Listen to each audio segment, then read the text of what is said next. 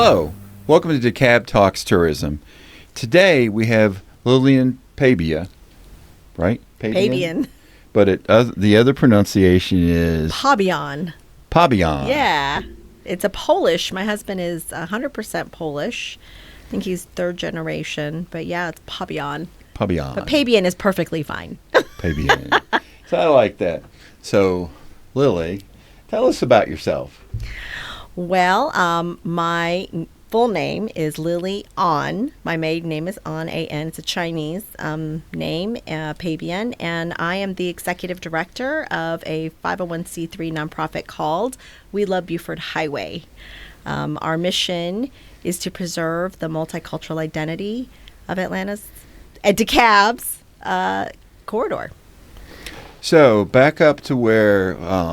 So where'd you go to school? What got you interested in doing this? Where were you before moving to this position? So my story, my family immigrated from Taiwan, actually. I was born in Taiwan. And we came from, we lived in New York for a minute. We came here in Doraville in 1979. We lived right off Buford Highway. The apartments now are called Legacy North, but back in the day it was Manor Ridge. And our family came here. My father was studying at John Marshall Law School. Yeah. He got in, and he had heard that the bar exam was easier to pass in the South, which is why we made the move here. Ah, okay. That was not the case, actually. So I grew up along the corridor and, just the typical story of immigrants, just struggle. And my father was a businessman, and my mother did not speak English, but she found a job at Crawford and Company. She was in their accounts payable department. And I went to high school in Norcross High School, kind of went up the highway and found our way there. So I like to say I'm an Atlanta native. I feel like that. I've been here since I was 6 years old. Yeah, it's always interesting to figure out how long are you a native? I've been here 13 and a half years, and it's coming to the point where I feel like I'm really an Atlanta person. Mm-hmm. I've been here so long, and there's so many new people besides me. It's like I am an older person here in time, so it's kind of interesting to figure that one out. Yeah, I mean, I love Atlanta. This is where I consider home, and I'm a Georgia State. Went to Georgia State. Hey, yes, go Panthers! Before the Panthers, I was there. I'm a graduate of '96, but I studied journalism and cultural anthropology, and. After I graduated, it was like, all right, I got to pay off these loans, student loans, right? So I jumped straight into corporate America and started my career in MindSpring. I don't know if anybody remembers MindSpring back in the day and now Earthlink. But I started in the call center. I, worked my way up. From the bottom up. And I learned a lot being a customer service call center. I mean, it was at that .com era, right? And it was so much growth. And MindSpring was acquiring a lot of companies. We were competing, head to head with AOL. A lot of old time names, right? So I ended up in marketing, and that's kind of where I found my journalism skills come to life and use and communications. Then I had kids, and it was kind of like, working. Deciding that, hey, I want to raise my child at home, and I was definitely, blessed to be able to do that. But I always, really wanted to stay in the workforce. It was really important to me to have my own career. So I got into, the gig economy, just doing contract work, and really stayed in the marketing.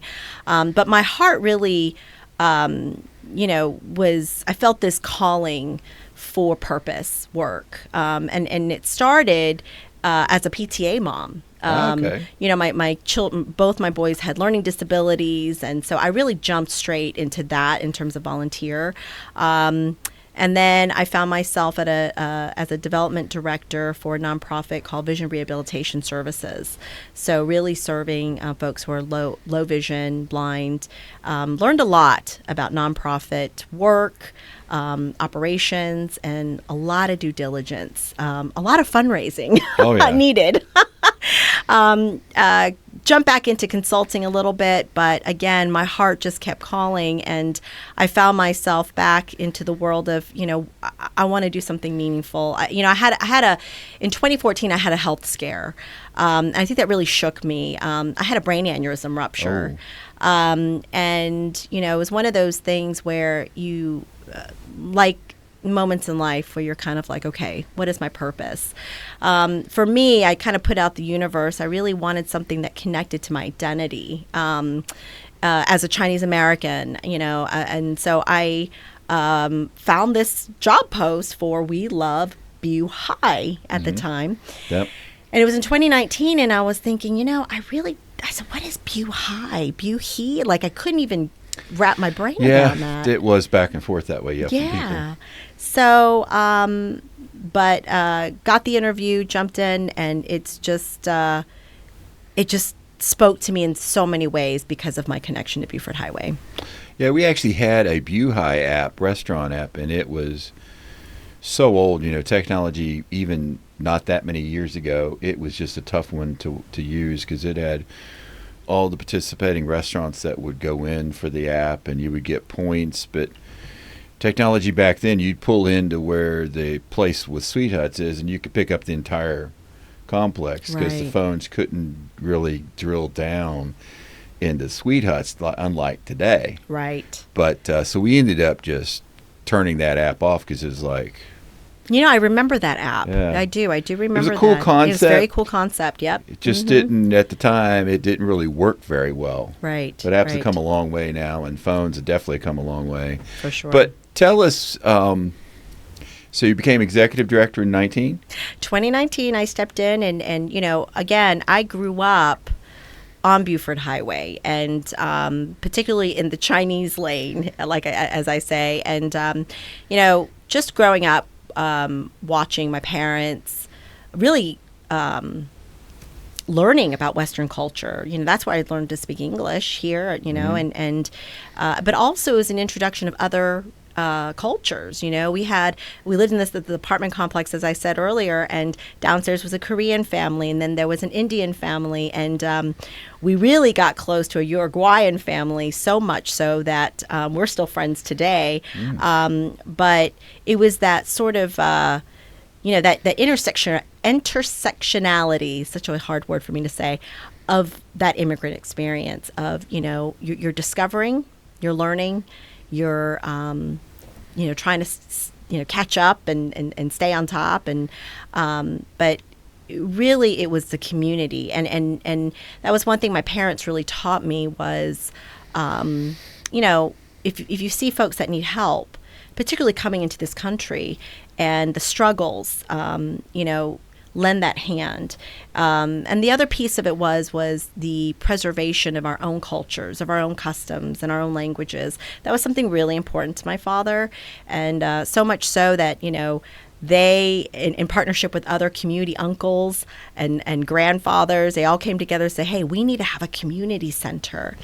And I'm sure your listeners know or heard of Atlanta Chinatown, right? Oh, yeah. But the CCC back in the day, the community center, the Chinese community center, my father was one of the original founders of, putting this place by community, saying, hey, we want a place where we can convene. I grew up at that center. And that's the one behind. Yep. Chinatown. That's right. And it took a couple, the very first one was at North Lake Mall area, where I think it was like near the theater, the AMC theater. Mm-hmm. It was in a warehouse. And I remember as a kid going there, and it was like, hey, you know how to do Chinese opera. Hey, the Chinese zither or the dance, whatever. Let's put this together. Let's share this with our children. Because the biggest thing that, my mother was the opposite. She's like, they're never going to learn English. They're never going to be accustomed here. He said, no, they're going to be fine. We grew up watching Sesame Street. That's how we learn English. There was no English as a second language in schools at the time. But what was really important in our family was the loss of our own culture. And I think that mindset has really contributed, because it's a mindset of so many, to the growth and sort of the beauty of Buford Highway is that we all get to experience cultures from all over the world, because I think there is such something that's very important in our values is to,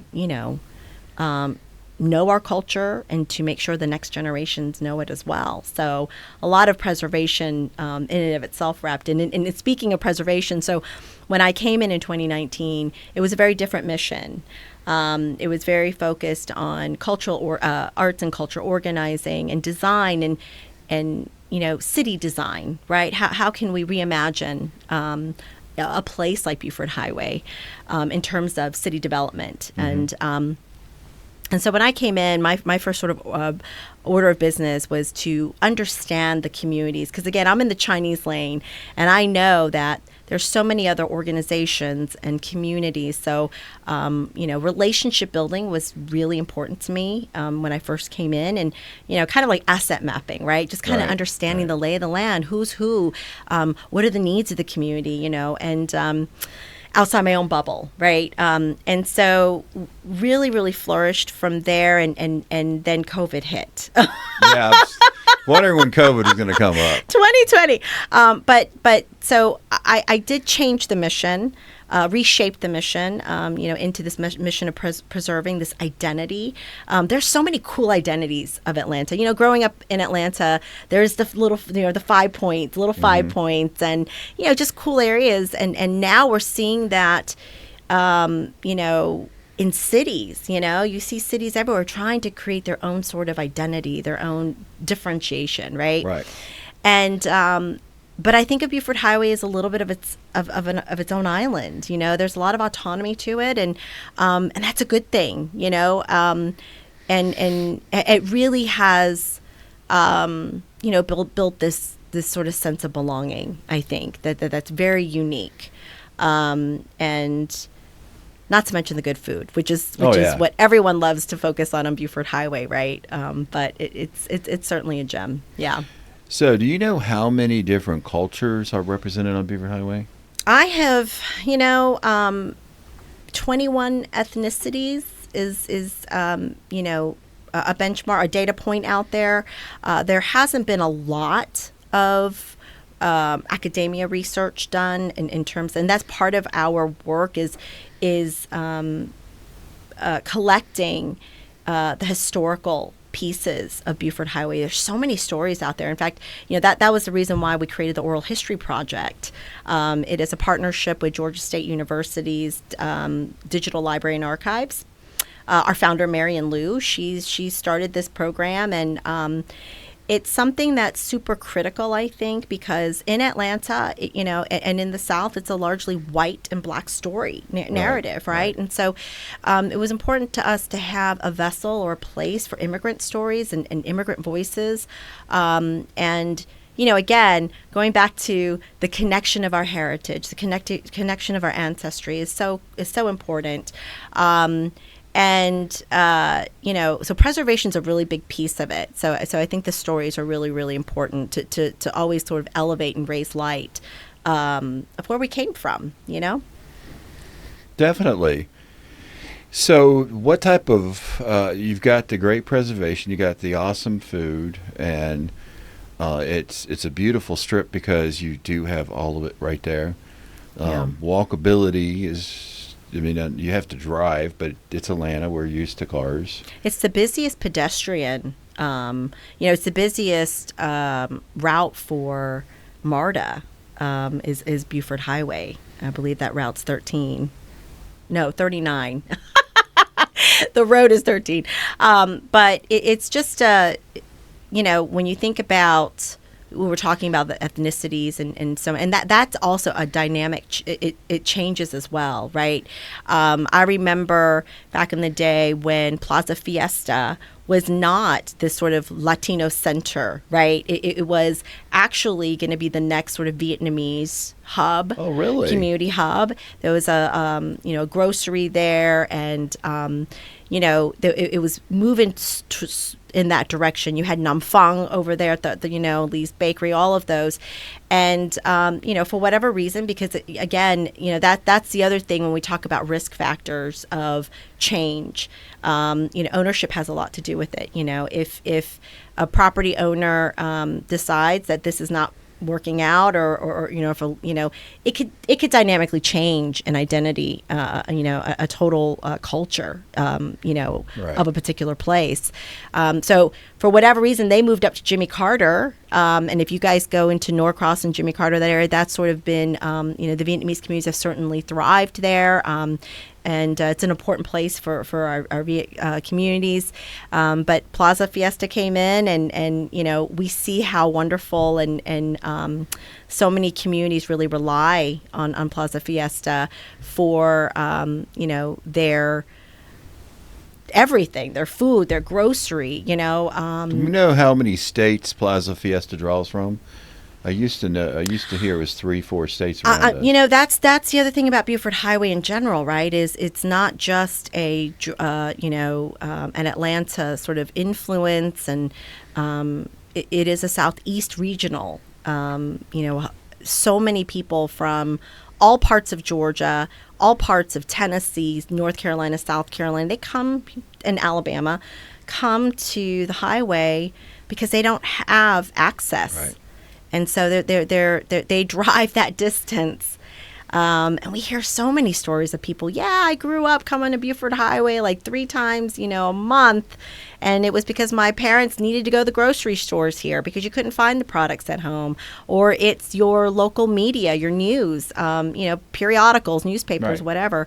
Or being able to patron within your own language. I think that was very, very important. Yeah. So it'd be interesting to find out, or do like you said, a study on the culture, a study on the economics of it, like how many people literally come in and spend the night. Do they spend a couple of nights? What do they do while they're out? How much shopping, eating, touring, and shopping and eating, it could be on just Buford Highway. But Right. what do they do when they come down? It'd be an interesting study to really figure out the economics of Buford Highway. I suspect, and this is just through stories and, in sort of our communities, folks drive the distance. They come down. They probably hang out all day, but they typically will drive back, or they have family or friends. They typically stay with them, because affordability is really important to a lot of our communities, right? And so, coming here, getting all that they have to, what we call getting business done, whether it's literally getting your business done, whether it's an accountant, a tax, professional services that can speak your language, or hairstyling, all that stuff, right? You kind of get it all done in a weekend, but the thing is how often they're coming back. Right, they don't do this like once a year where it's like a vacation. Mm-hmm. This is something that is part of their lives, and that's why Buford Highway is such an important corridor, for so many. Now, are you still doing festivals and events on? We are, so I had mentioned earlier, COVID took us down, a different direction, because before COVID, we were really activating spaces through arts and culture. Mm-hmm. I know that, again, Marion Liu is our founder. She started this agency on an Instagram account. And it was really documenting this corridor and the changes, but her passion and certainly her expertise is in arts. And so she the murals that you all see along the corridor, that was a lot of her blood, sweat, and tears going in there. And I think a lot of that work also raised light of, art policies, public art policies within municipalities. So she really did. Too. Yeah. So she really did a lot of work. And I think, working with cities, but also breaking down some barriers, or even raising light that we need this, right? And if you all ever get a chance to go down, up and down Buford Highway and seeing these murals, they're just very representative of the communities. They really speak to the communities, from the artist all the way to the stories that these pieces tell. But COVID took us all. No one was concerned about arts, and certainly stories. It was really about survival. And so, we went straight into food insecurity. We know that our communities, a lot of them are mixed status. right? And so a lot of the food pantries before COVID were, you had to show your driver's license, or you had to show some sort of proof of ID, and so that was a barrier for a lot of folks in our communities. And I jumped in and said, you know what, let's work together to ensure that our communities have access to foods, because it was just a scary, scary time. So we jumped into the health and well-being. We have fed 100,000 people culturally centric foods. We partner with Talpa Supermercado. We partner with Common Market. They actually they're a nonprofit that supports BIPOC farmers in the Southeast region. So, partnership is such a big piece. It's got to make sense, right? Yeah. And so, that's something that we're still, it has been a way for us to be shoulder to shoulder with our communities. We are a grassroots organization at the heart. And I think that COVID really raised light to the values of grassroots organizations. We are the nearest to the communities, right? And so I think that and that trust building is such a big piece of it. So we partnered with Latino Community Fund Georgia. We had the first bilingual test site, COVID test site. Wow. In Brookhaven. And we worked with CORE. And at the time, I didn't know what CORE was. I just knew it was something related to Sean Penn and Haiti, right? But, they came and they had the big testing down at the Mercedes-Benz, but they realized that they weren't reaching folks that really needed to be reached, right? The hardest to reach folks. So they reached out to LCF Georgia, and we all sort of partnered, and Brookhaven was such a great partner. They jumped in as well, and we said, hey, let's put this together. And then we started partnering with the city of Doraville and Dunwoody, and so we ensured that about 2,500 jabs were given to our communities in different languages. We were having things translated up to 6 languages, and for me, I was really concerned about the small businesses, the mom and pops. We all know how much the businesses were struggling across all communities, small business and particularly restaurants during that time. So I went door to door, just saying, hey, listen, I've got this in 6 languages. Let's at least let you know that we're hosting this. There's no pressure, but you will have a translator there, and who I like to call ambassadors. Because when we remember 2021, there were so many questions about the vaccines, right? Oh, yeah. And so we wanted to give that opportunity, so the events we did, the city of Doraville, and they're such great partners.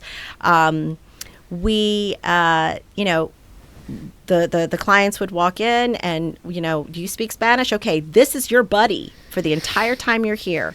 From the moment you register, from the moment you're taking the vaccine with the nurse, you have somebody to talk to that 50. Remember we had to sit for 15 minutes? Yeah, I remember that. And again, it's just building that relationship, which is really, really critical, I think. Yeah, so COVID was, again, food insecurities. The other direct service and that came out of COVID that we continue today is youth empowerment. These are schools along the corridor that are Title I schools. We know that they, there's a lot of needs in terms of resources, and so after school programs are not as accessible, and some of them don't even exist in some of the schools that we're talking about. So I reconnected with my orchestra teacher of 30-something years ago, and she's just been an advocate and a music educator, but she's been an advocate for the communities for decades. We reconnected, and she says, look, I have this idea of a youth orchestra, just really using the full power of music education to really uplift these kids, because there's no free program, right? Mm-hmm. So, and we were looking at particular ages, the sponge years of 3rd through 5th grade. Because honestly, a lot of these public schools, these sort of, band programs, these large group performances, are typically middle school, if you're lucky, right, or high school. Right. But we also know that there are a lot of folks that have access to music tutors at very young ages. So you already have sort of a leg up, right?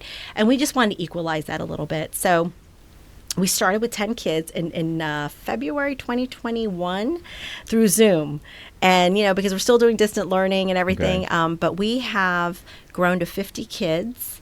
And I have to give a shout out to Santiago over at the CEO over at Latin American Association. He gave us space to serve these kids. So these kids go twice a week. It's just a beautiful program. And we we have 2 community performances a year. And it's just so much growth. And it's 100%, the only qualifiers that you have to be on free and reduced meals. But it's just an amazing program. So those are our 2 direct services that we offer directly to the communities. And the third, this will be a good segue into our restaurants and this whole Restaurant week? The restaurant There month, we go. yes. Restaurant month. That's It's even really better. about supporting the mom and pop businesses, and so we partner with this is our 3rd year with Emory University's Community Building Social Change Fellowship program, and the first year it was about, we had a business directory, a first one of just the immigrant businesses, right? But we wanted to see in a post-COVID world, who are the businesses that have closed? What are the businesses that are still there? So we refreshed our business directory.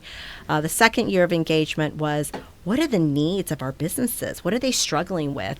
And so we spent a summer going door to door. These 3 fellows, they visited 191 businesses and just, interviewing. We did a survey, and what came out of that was understanding, like, what are the barriers? What keeps you up at night as a business owner? And the majority of them were restaurants, but we did it across all businesses, business industries.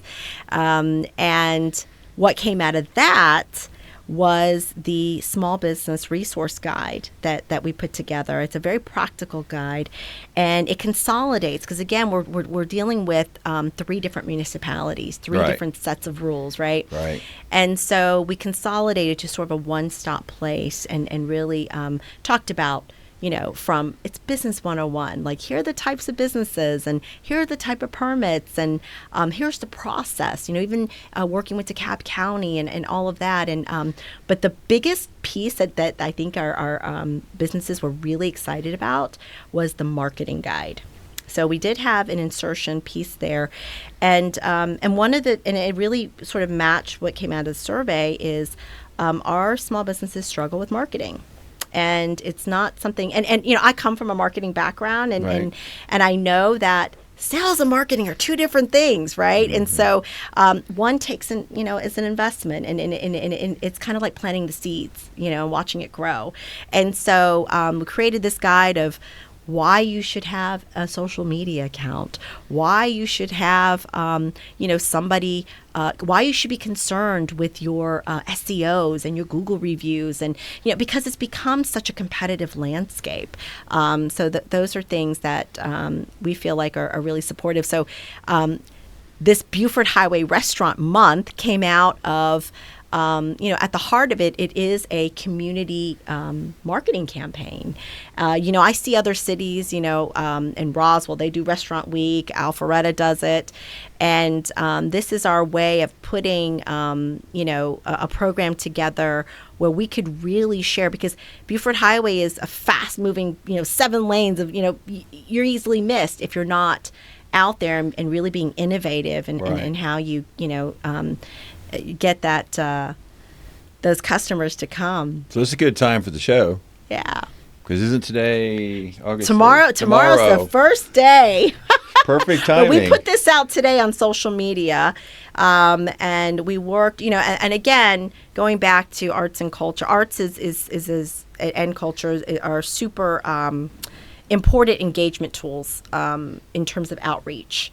It's just something that quickly resonates, right? You see things like that, you're like, oh, that, I see my food, right. I see the places I go to, and I see the small businesses that I love, right? And we know that there are mom and pops, and so it's a very interactive, very fun, campaign in hopes to really help, because summer months are a real dip in the restaurant business in general. I think you're sort of competing with folks that are just traveling, summer schedules, and so we felt like August was the right time to kind of give that sort of support, which is why we chose August. And because it's Buford Highway, 1 week is just not going to work. Right. So we decided to do, it's the restaurant month. And this year, what differentiates this year from last year was a little bit sort of, modeling after typical restaurant weeks where a restaurant offers something, right? Some sort of discount, or maybe it's a special prefixed menu or something. But, that concept is actually a hard concept to sell, in a sense, to get folks to sign up for that. And so we felt like this year we kind of wanted to mix it up a little bit and really sort of broaden, the interactions, but also to get more restaurants involved in this, right? Mm-hmm.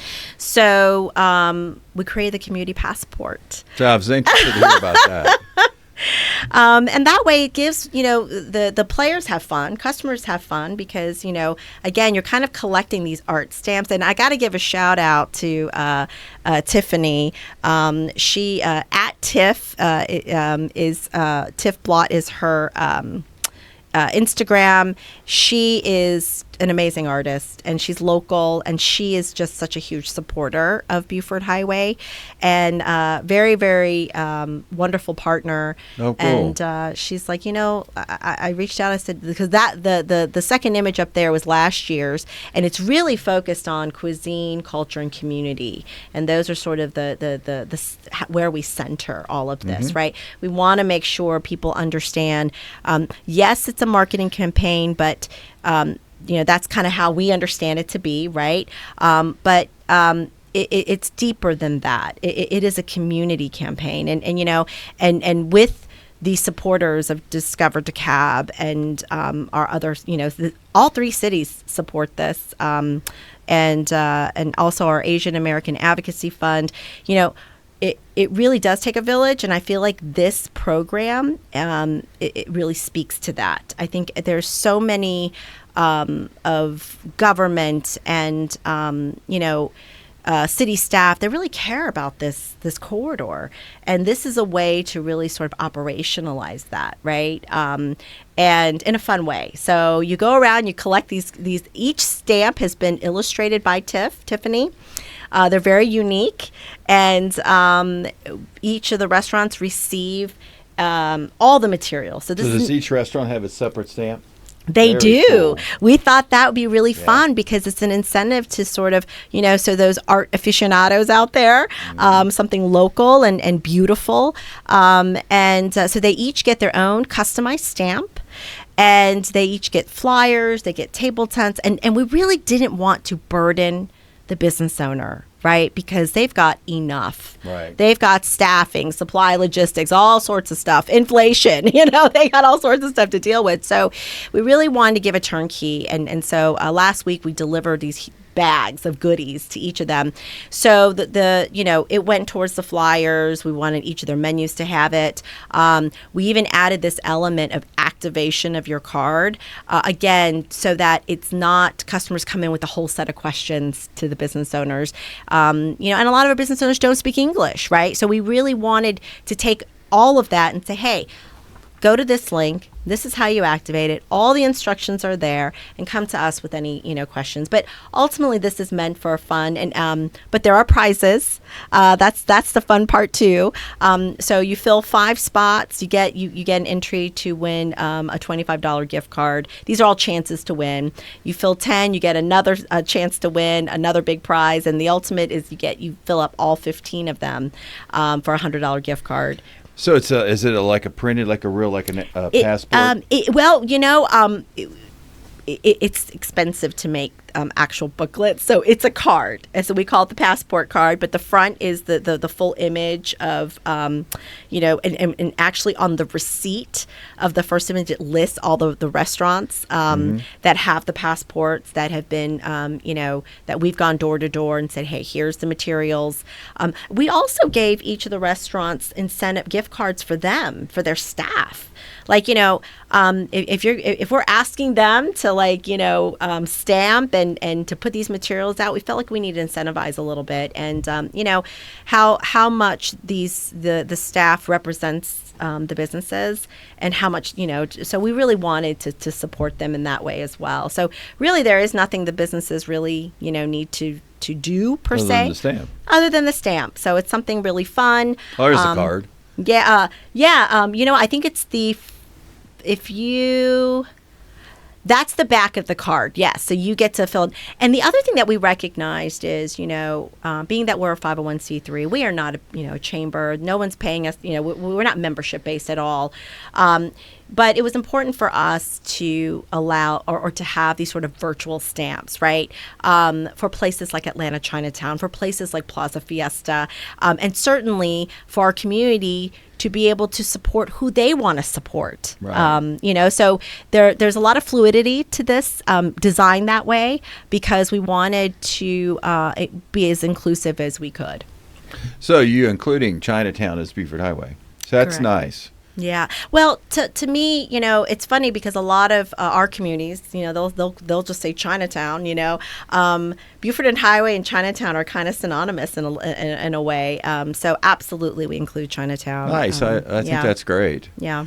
Because H Mart, did you include H Mart? It's not Yeah, really on Buford absolutely. Highway, I mean, but all of these, like we said, the corridor, we see, it's not linear, right? Right, And right. and so I think for us, it's very important to include, as many immigrant mom and pop businesses as we can, and it's sort of like this round sort of area, broad, but absolutely the Peachtree Pavilion. When that plaza came together, H Mart as the center, I guess, right? The Right. centerpiece. I mean, our communities were so excited. I mean, this is the place where you got shaved ice, like that's a dessert. That Meat Fresh is like, hello, that's what you find in my New kids York. go there all the time. Yeah, that's a place you find in New York or LA, so, I think even like the boba phenomenon, right? Right, The boba right. phenomenon, that people go back and forth. I was born in Taiwan, so I'm going to say that I went to the original place. I actually went to Taipei a couple years ago, but Atlanta didn't even have the boba for at least 10 years after, places like New York and other major cities. But it came out of Buford Highway. Buford Highway is one of those first places. So when you think about it from just a market standpoint of market entry, right? A lot of these things, the food phenomenon or whatever. Where's the place that has gold covering on their ice cream? I think that's Macho Mako. Macho Mako? Oh, yes. Because my kid. I he just- love their black sesame and the green tea. It's so good. It's so good. But again, those food Yeah, that's trends. Those food trends were happening decades before it hit Atlanta. When it does hit Atlanta, it hits Buford Highway first. That's where And I will say now is a good time to talk about the change, right? When we talk about communities and markets and sort of the shift that's happening, we have to acknowledge the shift, this sort of northward shift that's happening, and it's and this movement outside of DeKalb County, right? Wow. And I often speak of Duluth as a competing market. It really is. It really is. It's got the new restaurants. It's got the new facilities. Yeah. We spent a lot of time in this office talking about how do we, because it's there to stay. It's going to get bigger. How do we position ourselves and make ourselves grow? Because knowing they're going to stay and be there. Yeah, and and I think when you put yourself in the mindset of a small business owner, they're going to like, well, the people that understand my foods are now up there. Mm-hmm. So where do I go, right? My customers that speak my language are up there. Where do I go? And so where am I investing, right? But I also want to turn the tables around and say, yes, but when you look at Buford Highway, and this is from the community, it's the proximity. It's the convenience. I mean, if you're traveling down Satellite Boulevard and you got to go to Pleasant Hill, I mean, it's not very easy to navigate, and it's certainly far from, Atlanta, right? And so when you think about things, events and big sort of like FIFA coming right in 2026. It's like, are people really going to go down up to Lilburn? Are people really going to make that step all the way outside to Duluth? So how do we, it's been really important for us to help our businesses really sort of, talk to them about how do you bring the brand equity of Buford Highway ITP into the fold of your story. I think that is something that, more and more palates are elevated right now, right? People understand what's authentic food and what's not authentic. Right. I always talk about the fusion confusion. and what's beautiful about Buford Highway is that authenticity is such it's such a value to communities and to customers and to, it's something that we're all seeking, right? And even like when we look at those Michelin recommendations for places like Kamayan and La Maids, and Lanzhou, it's really about, those are those gems that people are seeking, but we have to, we have to build that awareness. We have to build that spotlight, and really talk about the story and the food and all that, and let that be that center. So we really work with our businesses to really try to elevate, because competition is really tough. You really are going to have an unbelievable market for FIFA. With the amount of people coming in. I mean, each game's like a Super Bowl for us. Yeah. And it's almost like if you could have a tire trolley going up and down Buford Highway, just transporting people back and forth. That would be amazing, because I think that, not to mention the fact that the public viewing opportunities, right? A lot, I'm thinking of Plaza Fiesta and, some of these activate all the plazas, right? You got Northeast Plaza down there. You've got Pine Tree Plaza, Asian Square. Everybody loves football. Everybody loves soccer, right? So, and that's one of the things I think you had asked earlier about, how are we activating these places? And that's a lot.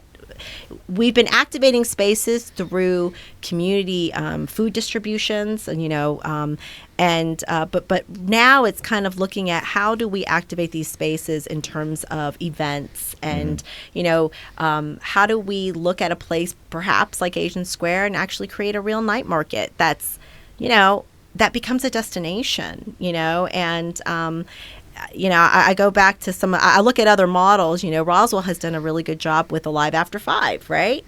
Well, the thing is it didn't start that way. It started off with small businesses trying to get visibility. They were activating their space. And it was a group of artists, galleries, And so how do we start building that? So we have this program, the concentric, the business concentric circles. And again, it's sort of like that neighborhood watch sort of feel, but it's plaza by plaza. How do you build these relationships within the business communities of these particular plazas? We know that there's always the mayor of the plaza. There's always that one person that kind of takes that leadership role and whatever. But how do we, number one, build relationship, identify who that person is, and then really work collaboratively to be really innovative in how we can, brick and mortar is great, but I think we really have to work hard to get outside. And I think with those, particularly with the plazas on the highway, there's so many opportunities. Well, also think about 2 years ago, we presented to the county for the convention center to go PDK at Buford Highway. Yeah. And it had a large grass area in the front with tiered steps and all in our plans, and that's right there on Beaver Highway. Oh yeah, and I think Plaza Fiesta does a great job. That team, and I recently had a conversation with because they were bought out by Asana Properties. So what's going to happen with that? Well, I spoke to the property manager, and they said, we are not interested in changing this. Okay. This is a thriving. The foot traffic that Plaza Fiesta gets, it's. I think other plazas, would that's like what you want, right? But we talked about. I don't know if you remember this, James, but there was a flea market in Chamblee, where a food terminal is. Mm-hmm. It's right where Chamblee Dunwoody Road is. And I remember as a young kid, the big thing about our communities was that entrepreneurship, right, or being able to make that extra income that you need, for your family. And my mother would sell little pieces of jewelry there at that flea market, and so and I remember how popular flea markets were at a certain point in time. Right. And, when I look at Plaza Fiesta, it really gives that feel that you could be, a small business owner and come in and make a living, and walk in, and you can come in and get your foods, but you can come in and get your clothing. You could come in and get your medicine. There's a lot of herbs and things like that. It's so it's so turnkey, I think, right? And it's also a place for families just to kind of hang out on the weekends, But I do love that space of Plaza Fiesta, and through our conversation, they really do want to keep that identity, and so many people. There's nothing like it, ITP, and so I think it's super, super important. And I know that our communities, I think if Plaza Fiesta went away, I think we would lose a lot of our communities. So again, it's not just folks that live in DeKalb County that come on Buford Highway, right? It's the sister cities. Right. And they all come here every weekend, or on a daily, We have folks from Stone Mountain that used to live on Buford Highway. Many communities, because of the rising cost of living, affordability is a really important, factor in being able to live along the corridor. But the communities come back, they come back and say, well, that's kind of my home. These are the places that I patron, so Plaza Fiesta is critical, I think. You ever thought about doing a family reunion or a homecoming? I'm sorry? Do a family reunion or a homecoming to Buford Highway? Yeah. We do. Well, I know that our family, we have done everything on Buford Highway. We've done weddings. We've done funerals. Our gathering is Buford Highway. I mean, that's... Well, it must be plan a special event for coming home. Oh, yeah. I don't know, when you said that, it just popped in my mind. Yes. Sorry, I missed... Yes. Yeah. I think that'd be great. But, I think that when we do these sort of event activations, our communities come. Yeah. So how are you all funded? Well, we are funded through grants. We're funded through, we've had some government support through the CARES Act and the American Rescue Plan. Thank you so much for the commissioners of DeKalb County, particularly Commissioner Bradshaw, Rader at the time, and so corporate donations, although corporations, and I've had this conversation about corporate social responsibility, corporate dollars are hard to get. And we see that in times of economies that we have now, right? It's they're tightening up, and we see that happening. And the first ones to go are marketing and maybe corporate social responsibility, but individual giving, so it is such a huge piece, and thank you for asking that. It's such a huge piece of our work is to keep our operations going, to run our programs. I also want to give a shout out to DFACS, Division of Family and Children's Services. They saw the power of abuse prevention within our youth program. And so we've received grants from them as well, a contract with them, but that's also sunsetting in a year. So it never ends. Fundraising just never ends. And I remind folks, we don't have recurring revenue. As we don't have the so it is something that it's something that keeps me up at night. I bet. So and sponsors like you all for this program, Discover DeKalb, supporting the Buford Highway Restaurant Month. I can't tell you how much of an impact you guys are making, and we really just are appreciative. Well, we love the partnership. We love what you're doing. I mean, you have a key area that we market and support. It's our unique area. It's interesting. You and Clarkston, I guess, would be the two. That's right. Kind of cultural hubs per se. Yeah. And It's interesting because, I lived in Decatur for a minute when I was a starving student, but the DeKalb Farmers Market was such a hub for me. I love that place. But I think it's interesting to get a understanding of the differentiations between the two corridors. Go to the farmers markets, right? You go to Buford Highway Farmers Market.